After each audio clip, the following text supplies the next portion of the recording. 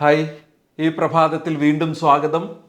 നമ്മുടെ bed side assistant BSAയിൽ discharge പ്രപ്പോസലൊക്കെ കഴിഞ്ഞിട്ട് discharge summary BSAയ്ക്ക് തന്നെ പ്രിപ്പയർ ചെയ്യാൻ കഴിഞ്ഞാൽ നല്ലതല്ലേ? കമ്പ്യൂട്ടറിൻ്റെ അടുത്ത് പോയിരുന്ന് ആ ഡിസ്ചാർജ് സമ്മറി പ്രിപ്പയർ ചെയ്യാൻ പലപ്പോഴും പ്രയാസം നേരിടുന്നത് കൊണ്ടാണ് നമ്മൾ ഡിസ്ചാർജ് സമ്മറി പ്രിപ്പയർ ചെയ്യാൻ സെക്രട്ടറിയെ ഏൽപ്പിക്കുന്നത്. ചിലപ്പോൾ ജൂനിയർ ഡോക്ടേഴ്സ് ചെയ്യാറുണ്ട്. നമുക്കത് ആ ഒരു സംവിധാനം BSAയിൽ തന്നെ കിട്ടിയാലോ? പ്രൊവൈഡ് ചെയ്തിട്ടുണ്ട്.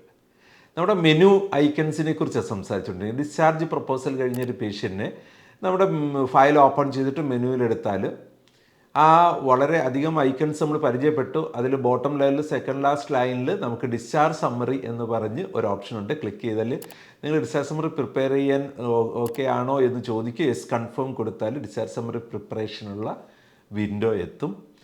നോർമലി കംപ്ലീറ്റ് EMRൽ പോകുകയാണെങ്കിൽ ഒരുപാട് കാര്യങ്ങൾ ഇവിടെ ഓട്ടോമേറ്റഡ് ആണ്. ഇല്ലെങ്കിൽ കുഴപ്പമില്ല, നമുക്ക് മാനുവലി കണ്ടൻസ് ഒക്കെ അവിടെ കൊടുക്കാനുള്ള ഓപ്ഷൻസ് ഉണ്ട്. നല്ലപോലൊരു ഡിസ്ചാർജ് സമ്മറി. അതിപ്പോൾ ജൂനിയർ ഡോക്ടർ ആയാലും വാർഡ് ഡോക്ടർ ആർക്കും അത് പ്രിപ്പയർ ചെയ്യാം.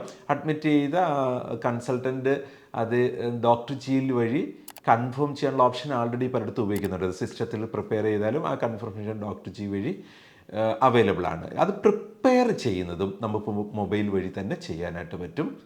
PSAയിലെ ഡിസ്ചാർജ് സമ്മറി പ്രിപ്പറേഷൻ.